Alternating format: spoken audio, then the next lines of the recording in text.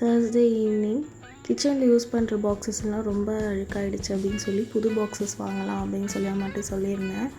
So நேற்று தான் வந்து இந்த பாக்ஸஸ் எல்லாமே வீட்டுக்கு வந்திருந்தது. இது எல்லாமே மீஷோவில் தான் நான் ஆர்டர் பண்ணியிருந்தேன். குவாலிட்டி வைஸ் ரொம்பவே நல்லா இருந்தது. ஸோ நேற்று இதை அன்பாக்ஸ் பண்ணி டீப் க்ளீன் பண்ணி வெயிலில் காய வச்சாச்சு. இன்றைக்கி இதை எல்லாத்தையுமே ஸ்பைசஸ்லாம் போட்டு நானும் என் தங்கச்சியும் தான் அரேஞ்ச் பண்ணோம்.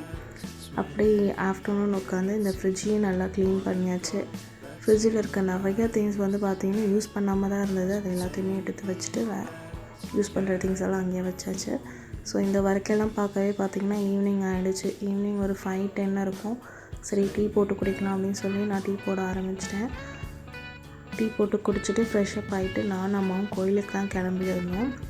இந்த கோயில் எங்கே இருக்குதுன்னு பார்த்தீங்கன்னா ஆல்பேட்டை செக் போஸ்ட் கிட்டே இருக்கிற ஒரு சித்தர் கோவில் தான் இது. இந்த கோயிலுக்கு தான் அம்மா வருவாங்க. ஸோ இந்த கோயில் தான் கூட்டிகிட்டு போயிருந்தேன். கோவில் எனக்கு கூட்டம் எதுவுமே இல்லை அப்படின்றதுனால நல்லா சாமி கும்பிட்டுட்டு வந்துட்டோம்.